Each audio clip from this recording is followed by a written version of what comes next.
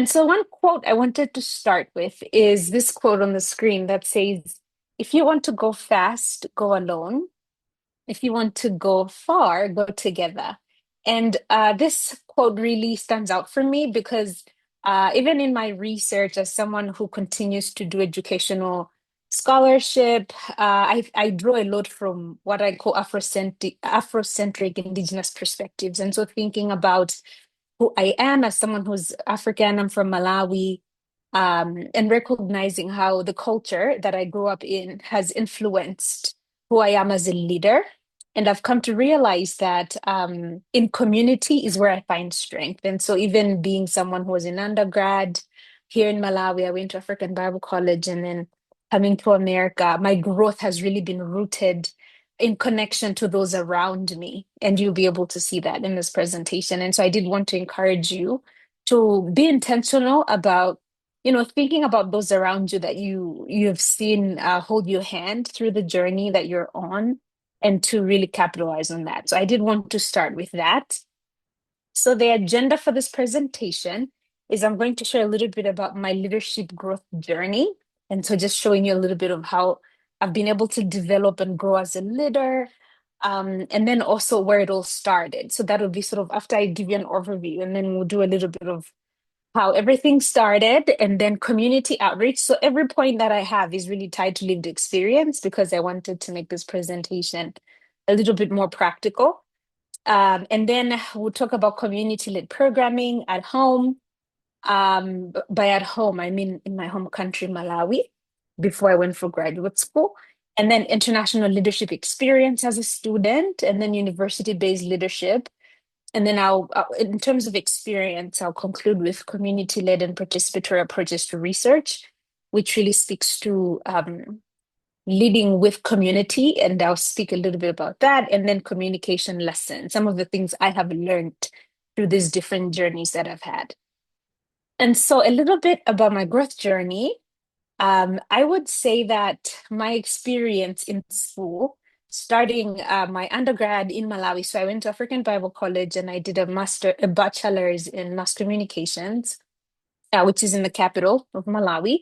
And so I believe that foundation has really shaped who I am right now and the things that I've pursued and explored. And that background led me to go to Bowling Green State University, and you'll be able to see how those connect as I go with this presentation.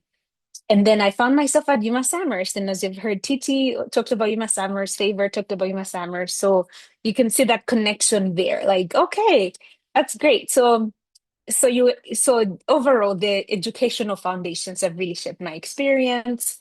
Um, and also my experience in community work. I've done a lot of work with young girls in primary and secondary school. So that's really informed the growth that I have experienced. And that was through a nonprofit I co-founded called Loving Arms Malawi that supported young mothers and school-aged girls who dropped out because of poverty or child marriage or any challenges that they experienced. So that's been part of the growth that I've experienced.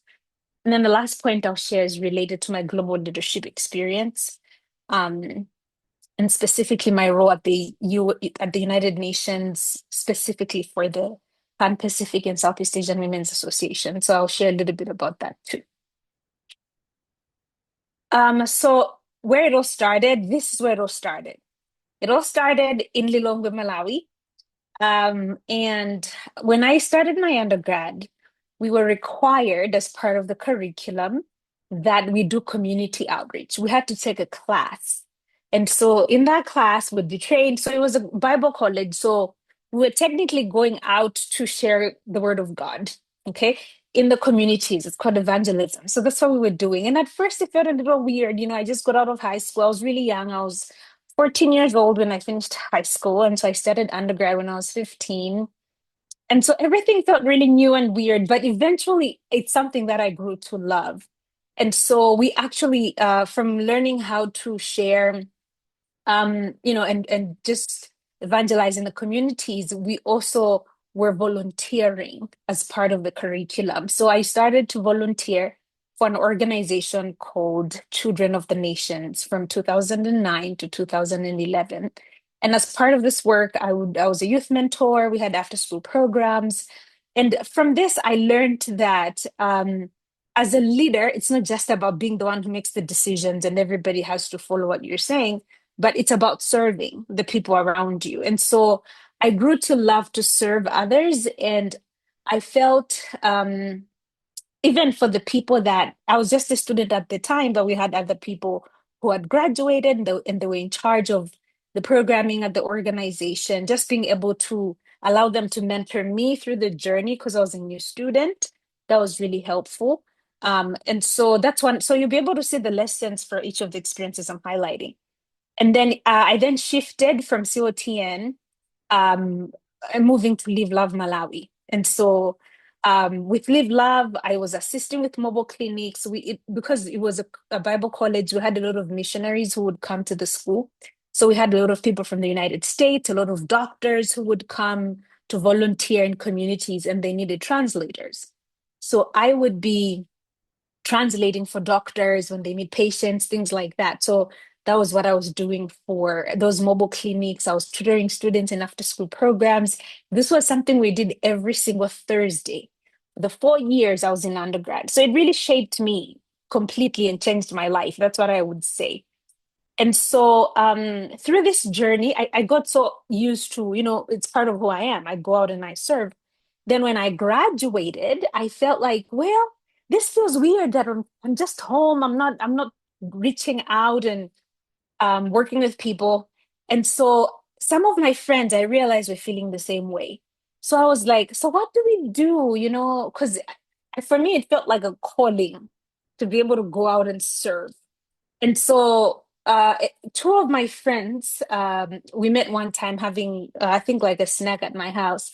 We were like, how about we just start doing the volunteering? Because when you graduate, you were not participating in the university outreach programs. So we're like, all right, let's start just reaching out to girls. We all had a heart for young girls in primary and secondary school. So we would go out and just do counseling, raising awareness about sexual violence, and also just encouraging girls to work hard. So we would bring different role models from different areas and fields, and they would speak to the young girls in boarding schools. In Malawi, we have a lot of boarding schools. So, and you would have like 1,000 girls in a school. And to having an event at a school, you would have over 1,000 girls in the room. So that was just an amazing thing to see girls open up and share, looking for support. And so that, as you can see, it all started with undergraduate experience and then led me to starting this nonprofit. And so that was in 2014 when we started doing this work. And so the stats you're seeing on the screen, I think that was from, I think 2024, if not 2023, when we had worked with 5 community partners. We had served families because then would support families with food. We partnered with different schools, did outreaches. We sponsored students, so we gave scholarships to girls who were having difficulties to pay, because in Malawi, secondary school was not free at the time. It's just in 2026 when they just implemented a free secondary education policy.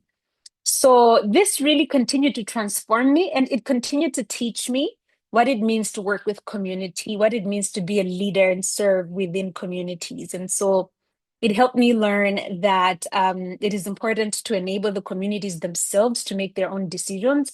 So when you're working with others, especially when you're trying to serve, it's important that you center people's agency. That's something I learned as a leader, and also to respect those in authority. And so I felt that because we worked in villages and communities, and just making sure that the traditional authorities in those contexts, the head teachers we were serving, that we make sure that we are working alongside them. That way we would succeed, because we knew that the people in charge were on our side, so to speak.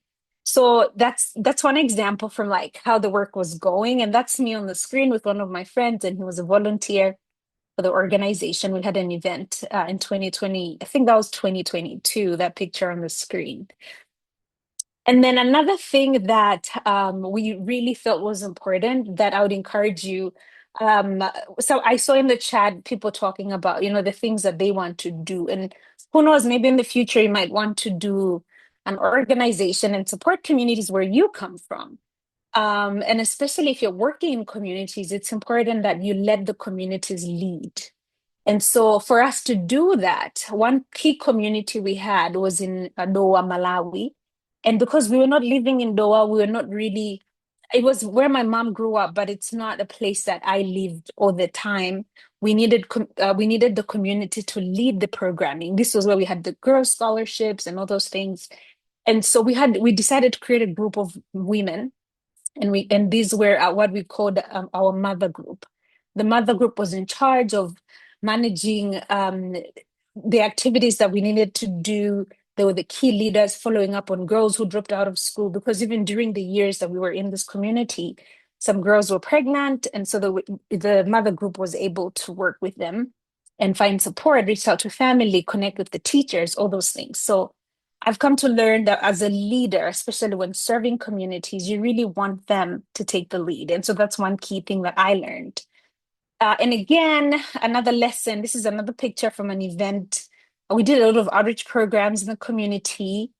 And another point I wanted to share was that learn how to work with others and respect traditional authorities and protocols. And I did talk about this a little bit, so I won't spend too much time on that. Um, and so one other point was the scholarship fund.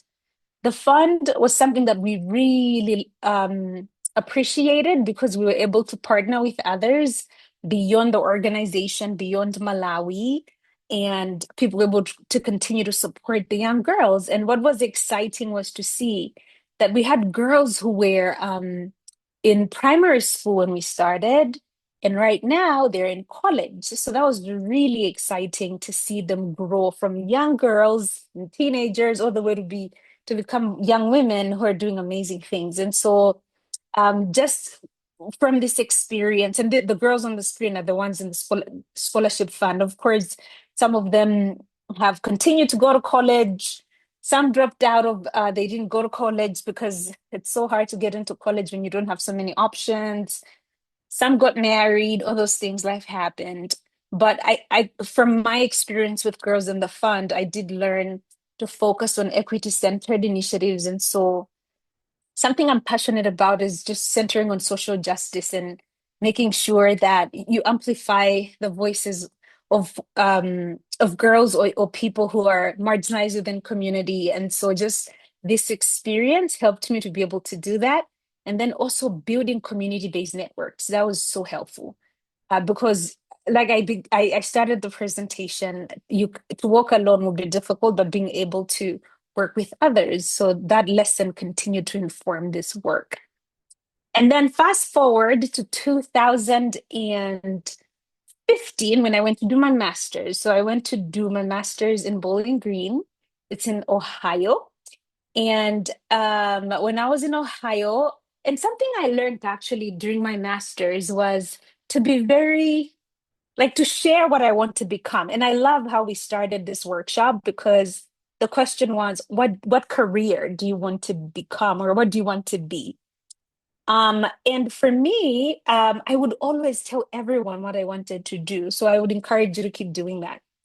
I would always tell people I want to work for the United Nations. That was my dream job. Okay. Even though I don't work for the UN right now, but I did have some experience there. So I would always talk about it. And then one day, one of my friends, she's on the screen here. She has short hair. This is me in the pink scarf. This is like 2016, almost 10 years ago. Oh my goodness. So my friend KG knew that I always wanted to do UN stuff. So she ended up in this meeting and they're like, oh no, we're an organization that works with the UN. We have a it was there's some kind of affiliation. And they were like, oh, if you know any friends who are interested in doing work that supports women globally. And she tells me she's like, Pempho, you're always talking about the UN. Well, there's this organization that's interested. So I ended up joining as a member for the Pan Pacific and Southeast Asian Women's Association. And when I joined, I realized that they were looking for a president for their organization in Ohio, the Ohio chapter. So I think they nominated me, or I nominated myself. I don't know, but I'm never shy to self nominate. And then then they voted for me as president. And eventually, the national committee heard about me and they were so happy. They're like, oh my God. And I think then I was 22 years old. So they're like, she's so young. She's from Malawi. We are looking for like a youth representative to the United Nations, and we need someone who's less than 30, because that was the requirement. And so they appointed me as their youth rep to the UN. And so I did that work until I was doing my PhD. So until I was like 28, I did that work for several years. And so that really shaped my journey as even just pursuing education. It shaped how I do my research, because then it gave me a really deeper understanding of global policy and international experiences.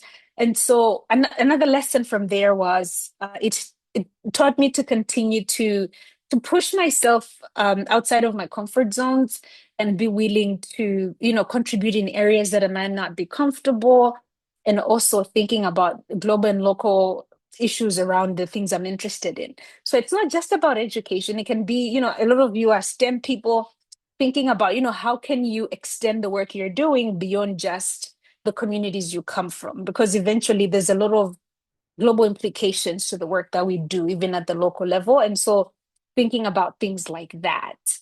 Um, Fast forward in my final year for the master's, I eventually got an award. So my university, Bowling Green, had like a Women of Distinction award. And two people nominated me for this award, and it was super competitive. And I got selected, my friend and I. So you can see how some of the work that was done in the beginning shaped the journey. And then here, this amazing award, which I still have in my office. So thankful that I was one of the women selected for this one. So I just wanted to show an example of how, when you pursue the things you're passionate about, and it's not even about getting awards. It's about service. That's what I think. And eventually others are able to see what you're giving. And so that was just one example. And then my other example, I'm getting closer to the end here, was when I was in graduate school doing my PhD. So, like I said, I was at the University of Massachusetts Amherst. And so I loved this group of women. We called it Womenar. It's still ongoing right now, and I'm sure they're doing amazing work. But one day so I had three roommates. We lived in a big house. And then we were like, we need to do something that's like supporting African women at this university. And we're like, yeah, because we do have an African group of it. We call it AGASA, African Graduate Scholars, Students and Scholars. Um, but then we needed something specific to African women, because we felt like there were very specific needs and nuanced experiences that we needed to center as African women. So we decided, you know what? First, we thought it would be a webinar that brings together African women. That's why we called it Womenar. But then we realized it evolved into something so amazing and so beautiful. The picture on the left is actually our first activity as Womenar. We decided to do a vision board. And so we got together, everybody, we brought magazines and pictures, and we decided to cut them out and paste them on these boards to showcase what we want to be. And so this was just amazing to be able to like map all those things out. At this time, none of us had graduated, but we saw ourselves as graduates, as doctors. When we're yet to be doctors, as you can see on the screen, it says doctor there. But that was before everything was done. So it was just amazing to be able to work with these women and to create space to support other women who are African, who are from different places around the world, and just being able to hold each other by the hand, knowing that we're in a different part of the world, away from family. So it's always good to have community. And so we were also able to volunteer. On the screen, on the right side, there's a picture. We went to volunteer at a school and speak to kids at a high school in Springfield. I think it was a middle school, actually, just to encourage them and just, motivate them to be like, hey, you can work hard in middle school and then eventually, go to college, things like that. So this is what Women I did to shape our journey. And I'm sure it's continuing to do that for other young women. So again, like the journey has continued, to happen. And then eventually now I'm an assistant professor and I still believe in community-led scholarship and leadership centering on the communities and enabling them to make the decisions and to take the lead. And so one example is the research I'm doing right now. So recently I've shifted towards working with refugees. And my previous study, which is still ongoing, was with refugees and asylum seekers in the upper Midwest of the United States and thinking about how they navigate displacement and at the same time integration into American schools. And so that research actually centered on the young students becoming co-researchers with me. So they were in charge of gathering data, visual data for the study, and then eventually we did an exhibition for us to showcase what we did so that policymakers and community members are able to come and see these visualized voices and be able to make informed decisions about their lived experiences. And again, it taught me that when you're a leader, you really want to lead by listening. And so even the exhibition itself, it was co-curated with the participants. So they were the ones in charge of saying, this is how we want the exhibition to look like. These are the pictures we want to include. These are the conversations we want the people to have. And so for me, I've come to learn to lead by listening. So even though I was the person who was like the principal investigator on the research, I really wanted the young people to be in charge because it's their stories, their experiences. And at the same time, I always, when I teach, because I'm a teacher, I always tell my students that, the safety of your participants always comes first beyond your curiosity. So it's not about what I'm interested to explore, but what the young people I'm serving want to do. And so, yeah, so it helps build trust and, all of those things. So that's a little bit of the journey and the learnings there. But I did want to conclude here. How am I doing on time? How many minutes do I have? 2 more minutes. 2 minutes. Great. Okay. So I did want to share with you key learnings from just my experience leading student organizations because I've done that at UMass Amherst. I've done that at Bowling Green State University. But I've come to learn that clarity matters. So you want to make sure that to avoid confusion, you want to make sure you set things clearly, set expectations at the very beginning. That's very important because you don't want surprises at the end. Women is one example. We were very clear on what it means to be a member of Women Are, and we had multiple conversations around that because that's so important. So that's one example there. Respond promptly and professionally. It's very important, to build trust and credibility with those that we're working with, to adapt our messages to our audience. So if you're working with peers, faculty, administrators, they might require different tones and approaches and formality. So being intentional about that. Active listening, I did talk about that. Addressing challenges early. Things come up, misunderstandings come up. So being intentional to address those on time. Documenting decisions and responsibilities, making sure you follow up, and there's a word I was going to say, but it skipped my mind, but that's all right. Following up on brief summaries or actions after meetings, all those things, they seem so small, but they're always helpful. And so another thing I didn't want to speak about is communicating with faculty and professionals. As students, we are constantly sending emails to our professors, our lecturers. When I was a student, that was intimidating.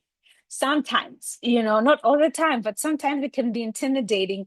So using professional email etiquette is good because then you're confident in the communication that you're putting out there. And so, that's an example for that is like clear subject lines, greetings, and, concise messages and to the point, being respectful of people's time, proofreading. My friends used to joke that I used to do a lot of typos, in my text. They're like, Pempho, I hope you don't do this in your emails, so just being intentional and looking out for those. Um, and just acknowledging the support and feedback that we're getting from our professors and our teachers and the professionals we're working with. And then if you don't hear back, it's okay to follow up. And usually I give people 48 hours. If I don't hear back, I will send them another email. if I don't hear back the second time, then I usually just give up. I'm not going to push it. But some people do follow up a third time, but it depends on the purpose. If it's your professor, I would send it again. It really depends. So it's contextual.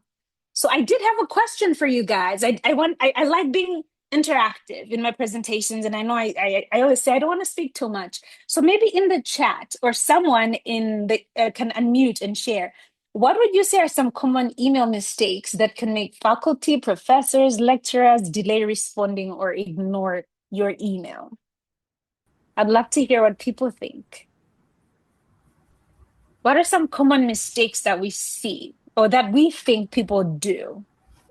I only have 1 minute or less, probably a few seconds. So I would love to hear what others say. Judith has a hand up.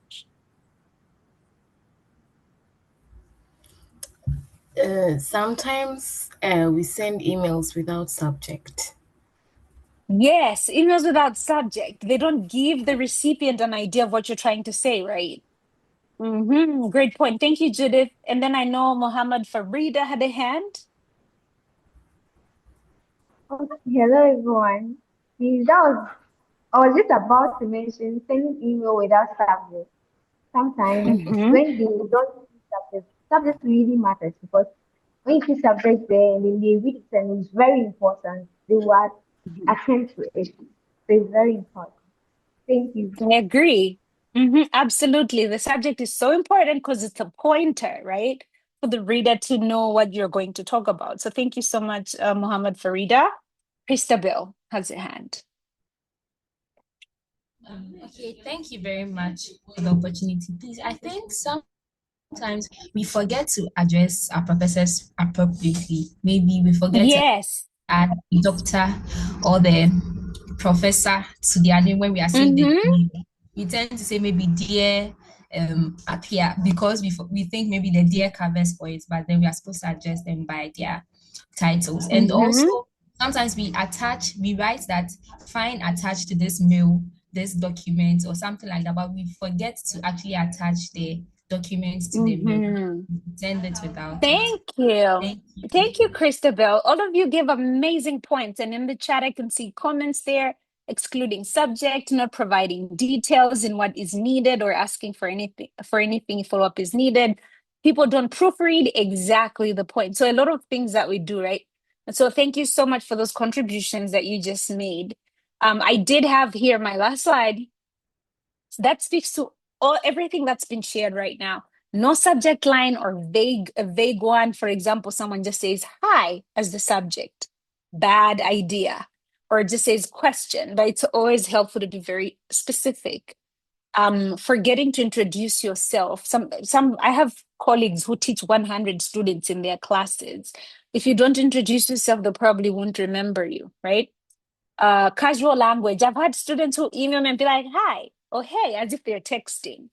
I mean, I'm chill, so sometimes I don't really mind. But the other people, especially if you go to an African university, you just can't be to your professor, "Hi." They want to be properly addressed, so it's important that we pay attention to that. We want to make sure our emails are clear, making sure we read the syllabi before we ask questions that are already answered in the document. Last minute requests, they're not good, especially if you have an assignment that's 10 pages and it's due at midnight today. And you send me an email 2 hours before and say, "Hi, professor, I need an extension." It's like, we knew about this assignment 3 months ago, and you're emailing me the night at 2 hours before the deadline. It doesn't speak very well. So just being intentional and paying attention to all these things. My last slide. Is this quote that I found very interesting. It says, "Leadership is not about being in charge. Leadership is about taking care of those in your charge."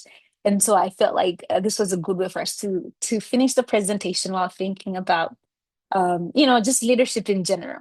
So this is my email. If anybody wants to reach out and has questions, I'm happy to communicate and talk more. Thank you, Zikomo in Chichewa, my mother tongue. Say Zikomo.